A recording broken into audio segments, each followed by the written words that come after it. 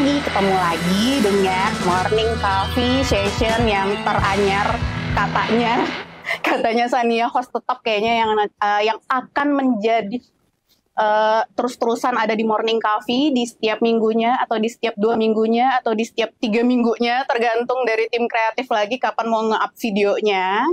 Nah, hari ini kita lagi-lagi Rumah Sakit Alborz Ayani itu ada lagi yang baru.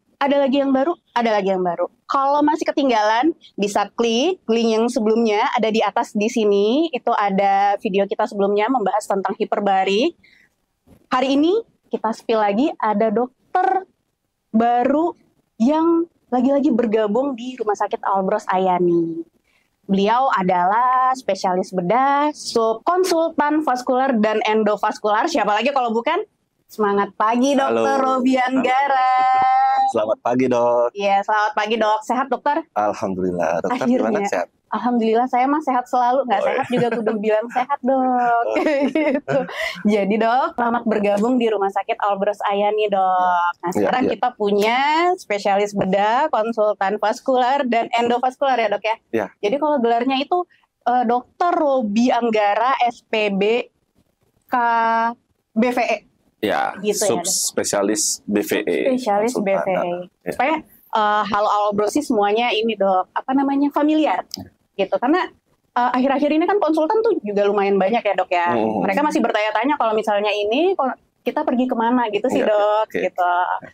Oke, jadi hari ini kita akan membahas tentang apa baiknya ya, Dok ya. Kalau misalnya ekovaskular atau bahasa awamnya itu pembuluh darah ya, Dok ya. Pembuluh darah dan kelainan-kelainannya. Varises kayaknya tema yang akan kita angkat di session Morning Coffee hari ini, Dok. Oke. Boleh ya, Dok ya? Ayo. Oke, jadi kalau varises itu kayaknya kalau kurasa sih Dokter Robby udah capek kali ya menerima pasien yang keluhannya tuh tentang varises. Tapi mungkin juga ada dari halo alobrosis itu yang masih belum clear sih sebenarnya varises itu apa, Dok? Gitu.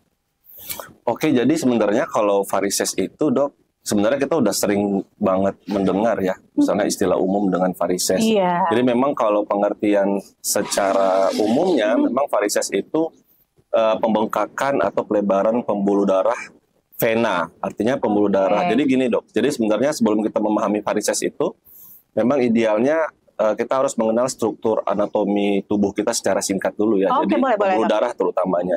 Jadi memang kalau di tubuh kita ini memang pembuluh darah kan ada 2. Jadi yang pertama pembuluh darah arteri, artinya itu adalah pembuluh darah yang sering kita dengar itu yang berdenyut, yang biasanya kita omongin itu sebagai pembuluh darah nadi ya.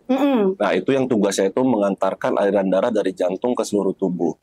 Kemudian yang kedua adalah pembuluh darah vena, pembuluh darah balik kalau istilahnya. Jadi tugasnya adalah pembuluh darah yang mengantarkan pembuluh darah yang dari arteri tadi, darah yang dari arteri tadi mengantarkan balik kembali ke jantung.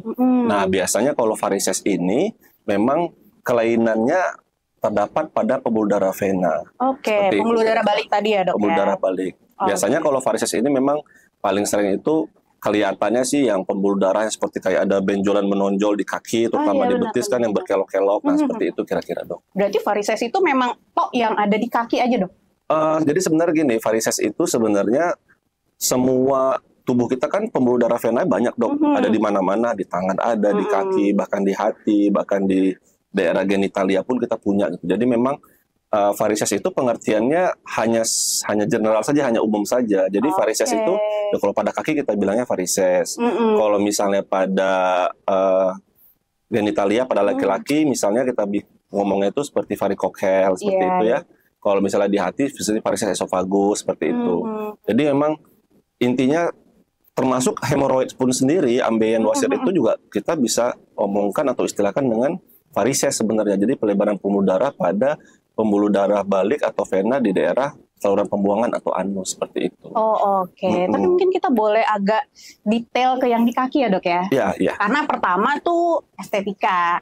Yang kedua katanya nyeri, bener nggak sih, Dok? Karena alhamdulillah saya belum nih, jangan sampai gitu, tapi nyeri atau bagaimana, Dok? Jadi emang varises itu memang banyak sekali gejala-gejala yang menyertai. Emang sebenarnya sih varises itu Ya kalau kita bisa bilang kalau stadium awalnya ya masih bergejala ringan lah ya, seperti itu ya. Tapi memang kalau tidak ditangani dengan tepat, terdapat komplikasi-komplikasi lanjutan yang menyebabkan kaki itu semakin parah, bahkan bisa menyebabkan kerusakan pada pembuluh darah lain di tubuh, seperti itu. Jadi memang kalau yang biasa kita dengar dengan atau kita lihat itu misalnya pada pembuluh darah yang berkelok-kelok, misalnya pada kaki, itu biasanya itu masih pada tahap stadium awalnya ya. Oh, justru tapi itu sebenarnya stadium awal ya, Dok. Jadi sebenarnya kalau secara ilmu kedokterannya, jadi varises itu ada tingkatan derajatnya itu ada 6. Nah, derajat 1 sampai derajat 6, semakin tinggi derajatnya, semakin beratlah gejalanya. Jadi memang kalau yang seperti pembuluh darah seperti yang kita bilang varises itu masih derajat 2. Tapi memang gejala-gejala awal yang menyertai biasanya rasa kebas pada kaki, terus kemudian rasa kesemutan, terus rasa berat, kemudian nyeri yang terdapat pada daerah betis dan kaki.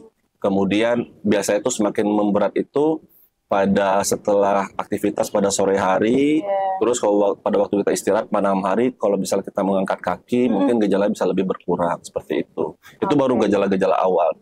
Tapi memang kalau dibiarkan dan tidak ditekani dengan baik, biasanya varises itu akan mengalami komplikasi lanjutan, merusak struktur pembuluh darah vena yang lain. Itulah kita kenal istilahnya dengan nama CVI, Chronic Venous Insufficiency namanya. Nah, bahayanya adalah jika terdapat kerusakan pada pembuluh darah balik yang utama pada kaki yang bertugas mengalirkan darah kembali ke jantung, akan menyebabkan terjadinya bekuan di dalam pembuluh darah vena itu. Bahayanya adanya nanti sumbatan itu akan menutup katup jantung yang bisa mengancam nyawa. Komplikasi lanjutannya seperti itu ya. Berarti gitu. Sebenarnya sesimpel-simpelnya ternyata varises ini nggak cuma sebatas estetika berarti ya, Dok ya. Ternyata kalau misalnya kita biarkan itu malah bisa sampai yang seperti yang dokter barusan katakan itu mengancam nyawa ya, osteoporosis. Jadi memang gejala-gejala yang sepertinya hanya nyeri yang tidak terlalu berat atau rasa kebas pada kaki, terus seperti ada yang berkelok-kelok di kaki, ternyata tidak sesimpel itu. Justru ini nih kita harus di-highlight yang seperti itu, Dok. Karena mikirnya ya udahlah ya di kaki ini nggak kelihatan, salah satu kan itu. Makanya kayak banyak pasien tuh yang akhirnya lebih memilih untuk nggak berobat, Dok.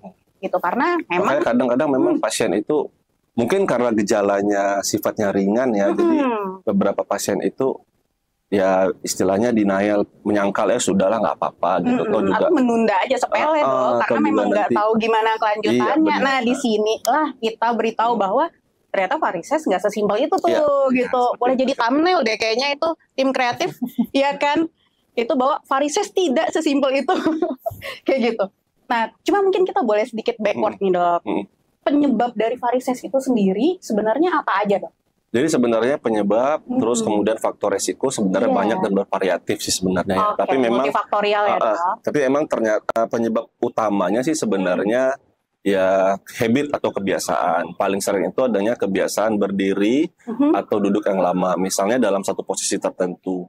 Biasanya itu terkena pada seseorang yang mungkin mengharuskan, mungkin dalam hal pekerjaan yang mengharuskan mereka berdiri lama ataupun duduk lama. Kemudian ada beberapa faktor resiko yang lain seperti usia tua. Usia tua kan artinya, jadi sebenarnya varises ini penyebabnya karena adanya penyebab awalnya itu karena kerusakan daripada pompa otot yang ada di kaki, terutama di betis. Jadi biasanya kalau pada usia tua kan memang secara fungsional tubuh kan sudah mulai berkurang ya, termasuk dengan pompa ototnya. Jadi memang faktor resikonya salah satu seperti itu. Nah, banyak yang bilang perempuan itu lebih sering terkena varises daripada laki-laki. Kenapa tuh, Dok? Nah, itu sebenarnya hanya mitos saja. Jadi sebenarnya dalam masalah gender itu peluang terkenanya sama, ya tergantung dengan habitnya. Tapi memang gejala yang dirasakan mungkin lebih berat dirasakan oleh wanita biasanya, seperti itu. Jadi dan yang paling terakhir dan yang paling utama itu penyebab paling sering itu adalah obesitas. Jadi faktor apa ya istilahnya berat badan yang berlebihan bisa menyebabkan terjadinya sumbatan pembuluh darah balik yang menyebabkan terjadinya kerusakan pada vena itu sendiri, seperti itu. Kalau yang usia tua tadi itu berarti di range usia berapa tuh, Dok, biasanya? Biasanya range-nya mungkin di atas 45 atau 50 tahun ya, seperti itu ya. Berarti karyawan back office satu. Ya. Ya dok ya, itu jelas ya. Kayaknya itu salah satu faktor resiko. Karena kan memang pekerjaannya cuma duduk dan komputer gitu ya. Okay. Ya kan dok. Terus kedua berarti tadi masalah usia ya dok ya, masalah sama usia obesitas. dan obesitas. Ya. Kembali lagi gitu. ke berat badan. Selalu kita memang harus selalu sadar bahwa ya kita harus lebih aware sama obesitas gitu ya dok ya. Harus menjaga berat badan ya, supaya dia emang di mana-mana kan emang kalau obesitas itu memang apa ya istilahnya penyebab utama berbagai macam penyakit ya. Iya benar. Salah satunya adalah varises ini. Salah satunya itu. Oke. Berarti kalau untuk varises tadi kan ada banyak stage-nya dok, atau apa sih ya namanya ya? Tingkatannya, derajatnya atau levelingnya gitu ya dok ya. Nah itu apakah di situ treatmentnya berbeda-beda? Oh iya tentu, treatment berbeda-beda. Jadi seperti apa dok? Kalau misalnya kita baru temui di fase awal atau tadi yang di stage 2 ya dok ya. Nah itu biasanya kalau misalnya ke dokter Robi, berarti dari pasiennya akan dianjurkan seperti apa dok? Oke, jadi memang ya seperti biasa ya. Jadi kalau kita sebagai dokter itu ya mencari pengobatan yang kalau bisa tidak perlu dilakukan tindakan. Dalam hal ini tindakan operasi ya. Jadi kalau bisa kita lakukan tindakan istilahnya dengan konservatif, hanya dengan cukup dengan kegiatan secara exercise, latihan ataupun minum obat-obatan ya kalau memang bisa membantu untuk menghilangkan itu sudah cukup. Jadi tindakan operasi itu adalah tindakan yang paling terakhir yang dilakukan ya seperti itu. Jadi memang biasanya kalau stadium awal atau derajat-derajat awal itu adalah cukup misalnya dengan lakukan peregangan atau stretching. Jadi misalnya pada seseorang yang berdiri lama atau duduk lama ya sesekali lakukan misalnya pada pasien yang duduknya berdiri lama atau duduk lama ya. Jadi ya kadang kita berdiri sebentar, lakukan stretching peregangan pada kaki ya seperti stretching sebelum olahraga saja seperti itu ya. Kemudian konsumsi makanan juga penting sebenarnya, ada pengaruhnya. Jadi konsumsi makanan itu ya perbanyak makanan kaya serat, kemudian hindari kopi, kafein dan terutama alkohol ya juga untuk mengganggu terbentuknya terjadi proses varises ya. Yang berlebihan ya dok ya? Yang berlebihan. Karena kita juga lagi ngopi nih dok. Oh iya. Yang kalau berlebihan. Ini kopinya kayaknya kafeinnya kurang ya. Si aman. Jangan dibuka, ini kita internal aja. Oke lanjut dok. Kemudian seterusnya biasanya kita bantu dengan kompresi stocking medis. Jadi stocking itu ada stocking medis istilahnya. Jadi stocking medis yang membedakan dia dengan stocking biasa. Stocking medis itu sudah di set sedemikian rupa dengan tekanan yang diukur yang misalnya tekanannya sekitar anggaplah 20 atau 30 mm Hg gitu ya. Jadi untuk melakukan kompresi atau penekanan pada daerah betis. Jadi fungsinya memang supaya aliran balik itu lancar kembali ke jantung. Nah itu biasanya pada stadium-stadium awal saja. Tapi kemudian kita lanjutkan dengan stadium ya bisa dibilang stadium moderate ya, stadium yang sedang, itu sudah dibantu dengan minum obat-obatan seperti obat-obatan yang memperkecil daripada pelebaran pembuluh darah tersebut ya. Nah, jika dua hal tersebut sudah dilakukan tapi tidak sembuh atau tidak hilang, baru kita lakukan tindakan terakhir adalah tindakan operasi. Untungnya tindakan operasi pada zaman sekarang itu sudah tindakan yang minimal invasif, jadi yang sudah minim luka bekas operasi sekali seperti itu. Kalau dulu kan tindakannya ya kita harus sayat sana, sayat sini segala macamnya. Kalau sekarang hanya cukup ditutup pembuluh darah yang rusak itu dengan berbagai macam metode seperti laser, bisa ya, dok, kemudian dengan menggunakan radiofrekuensi, gelombang radiofrekuensi, kemudian dengan menggunakan panas dari mikrowave. Jadi banyak sekali tata cara tindakan operasi yang minimal invasif, yang tidak mengakibatkan nyeri yang berlebihan pada pasien, dan masa rawat yang sangat minim sekali dilakukan perawatan inap di rumah sakit seperti itu. Justru sebenarnya kalau seperti itu bisa langsung pulang ya dok ya? Bisa langsung pulang. Nggak yang harus ada rawat inap, perawatan apa segala macam gitu ya. Tapi tetap harus kontrol gitu ya. Kalau kontrol berarti kemana? Tim kreatif, tolong dibikinkan lagi di sini Dr. Robi Anggara, spesialis bedah, konsultan BVE, subspesialis BVE itu di Senin sampai Rabu jam 15 sampai 17, khusus hari Kamis itu jam 18 sampai jam 20. Jadi kalau misalnya ragu-ragu mau permasalahan varises yang muncul di kaki seperti ada yang berbelok-belok pembuluh darahnya, boleh konsul dulu ke Dokter Robi. Oke, kita bisa lanjut lagi, Dok. Oke, boleh, boleh.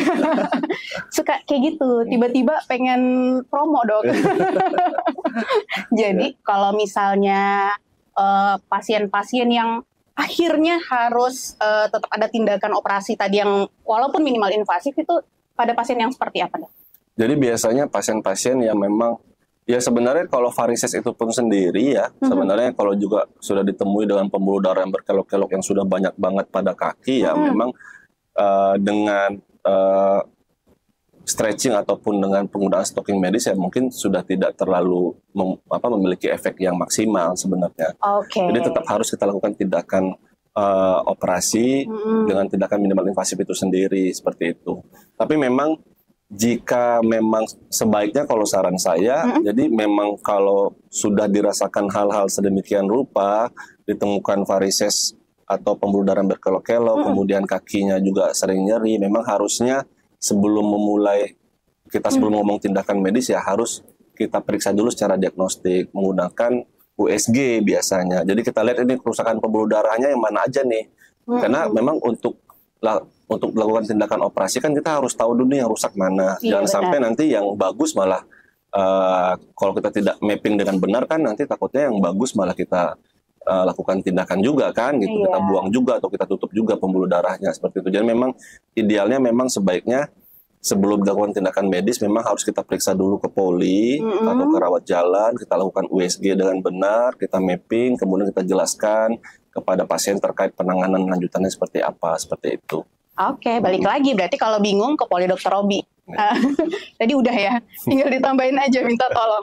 Ada di pop up kan gitu ya tim kreatif, mohon. Oke, terima kasih tim kreatif. Nah, terus Dok, tadi kita ada ngomongin, bukan kita sih, tadi dokter ada ngomongin masalah mitos atau fakta. Mitos atau fakta pada varises itu rame banget Dok. Kalau misalnya kita tinggal googling, itu kayak banyak banget. Sambil minum boleh? Boleh. Oh Dok, karena kan saya ngomong nih. Jadi kalau misalnya kita googling, itu banyak banget. Karena justru sebenarnya sih, aku tahu banget para hal brosis kita ini sebelum ke dokter pasti dia googling dulu dong apa aja sih yang bisa dilakukan untuk mengobati varises gitu. Kalau misalnya nggak ke dokter mungkin nggak ke dokter. Banyak yang berpikiran seperti itu ya Dok ya. Jadi kita ngomongin mitos atau fakta. Nah jadi satu Dok. Tadi kan masalahnya apakah benar paling banyak di wanita? Jawabannya udah ada ya Dok ya? Iya. Tidak. Ternyata kan bukan wanita saja, tapi tergantung dari faktor yang tadi. Ya, seperti itu. Nah, cuma kalau misalnya wanita, apakah benar wanita yang suka menggunakan heels itu lebih gampang terjadinya varises, Dok? Ya. Jadi memang kalau pada wanita ya, ya memang paling sering yang terjadi yang menyebabkan varises itu yang pertama ya menggunakan pakaian yang ketat, terutama celana yang ketat ya.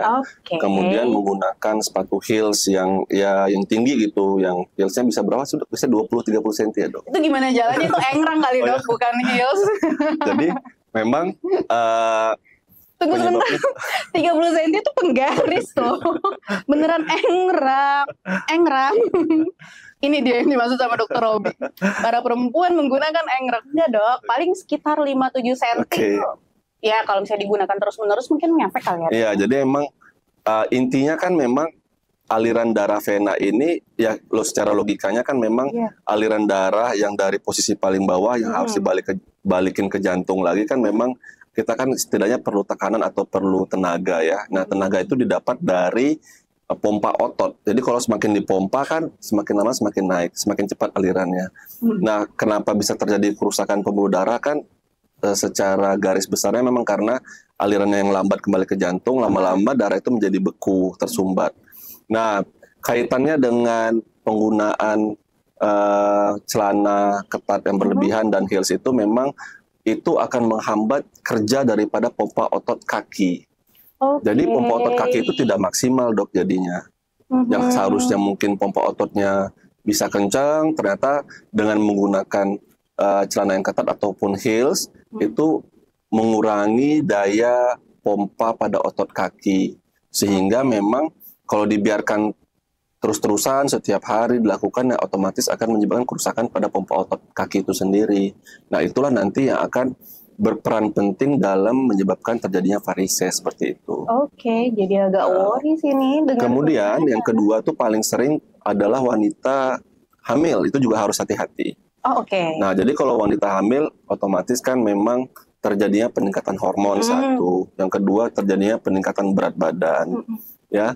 Terus makanya kadang-kadang dirasakan kakinya bengkak, kemudian suka nyeri pada kaki, ya bisa jadi itu salah satu gejala dari penyebab terbentuknya varises. Oh, oke. Nah, dikarenakan memang peningkatan berat badan, peningkatan hormon, kemudian adanya janin di dalam perut, yang lama-kelamaan takutnya akan pembuluh darah kan dari kaki ke jantung kan banyak dok cabangnya ya, utamanya. Jadi takutnya akan, karena semakin lama janin itu semakin besar, takutnya akan menekan pembuluh darah yang ada di daerah panggul, sehingga aliran darahnya juga semakin terlambat kembali ke jantung seperti itu. Jadi memang harus dilakukan atau harus hati-hati ya, harus hati-hati dalam pada ibu hamil itu, takutnya nanti bakalan terjadi varises pada kehamilan seperti itu. Tapi jadi penasaran kalau gitu pada bumil gimana cara mencegahnya dok? Cara mencegahnya seperti biasa, tetap lakukan stretching, tidak boleh kembali lagi. tidak boleh dalam satu posisi tertentu seperti berdiri atau berbaring lama. Kemudian pada waktu malam hari, pada waktu istirahat, usahakan posisi kaki lebih tinggi daripada kepala ya. Jadi supaya untuk membantu aliran darah kembali ke jantung itu lebih cepat seperti itu ya. Kemudian nggak boleh mager ya dok. Kemudian juga secara anatomi kan letak pembuluh darah itu di sebelah kanan daripada arteri ya. Jadi pada waktu tidur ya usahakan miring ke kiri supaya tidak, kalau kita miring ke kanan takutnya kan menekan daripada pembuluh darah venanya seperti itu. Berarti langsung ada solusinya. Memang lebih bagus pencegahan sih dok ya. Jadi kalau memang yang sudah terdiagnos dengan varises kan memang pilihannya ya antara minum obat ataupun operasi seperti itu ya. Tapi kalau misalnya memang harus bisa kita cegah dari dini, kan kita tidak perlu sampai ke tahap lanjutannya seperti itu. Nah itu yang harus di-highlight dong ya. Bagaimana cara kita supaya nggak terjadi nih? Itu. Yang kedua, mitos atau fakta. Jadi banyak yang bilang kalau misalnya ada varises di kaki itu bisa dipijet. Dok. Nah itu menurut dokter gimana? Pijetnya tuh ada lagi embel-embelnya pakai minyak zaitun biar lebih mantep gitu. Gimana menurut dokter? Sebenarnya boleh aja sih dok, yang penting jangan pakai minyak makan kan. Kenapa mahal ya dok ya? Jadi emang sebenarnya memang salah satu terapi konservatif pada varises itu ya pada stadium awal ya, kita ngomong stadium awal itu ya, selain stretching, peregangan, kemudian penggunaan stocking medis ya ada namanya leg massage. Artinya memang istilahnya dilakukan pemijetan pada daerah kaki untuk mencegah terjadinya varises yang berkelanjutan. Tapi memang ya tidak serta-merta dipijet terus hilang gitu dok. Jadi memang pijetnya itu memang harus secara gradien. Artinya apa ya, secara bertahap dimulai dari yang paling bawah terus. Jadi intinya tujuan utama pijet itu kan, kita ingat tujuan utamanya adalah membantu proses aliran darah balik cepat ke jantung. Caranya bagaimana dengan pijet ya, berarti kita mulai memijit dari paling bawah. Jadi kita lakukan pemijetan sampai ke arah atas supaya aliran darahnya itu membantu kecepatan aliran darah itu supaya balik ke jantung. Kemudian pijat itu dilakukan juga misalnya pada daerah yang ya paling sering kan otot betis nih yang lumayan berperan penting, ya udah kita pijat sini untuk membantu pompa ototnya juga. Jadi bukan pijat yang random gitu enggak sih dok, tapi memang ada teknik tersendiri pemijetan pada pencegahan varises seperti itu. Oh gitu, tapi sebenarnya ya benar juga ya dok ya. Bener berarti juga. Artikel di Google nggak yang ngadi-ngadi banget gitu. Jadi emang fakta 50, mitos juga 50 kayaknya. Iya lagi, bener.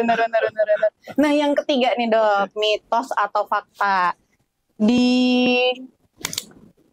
Dibalurin pakai bawang putih. Wah, ntar jadi bumbu dapur.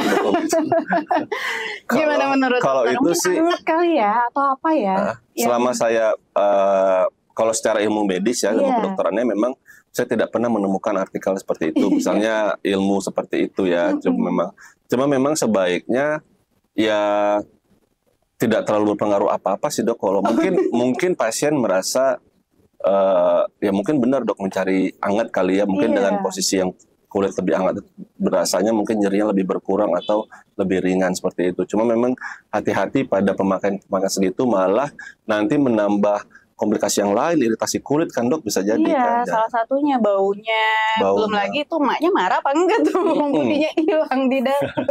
Itu salah satunya sih dok. Paling banyak tuh ya kayak gitu.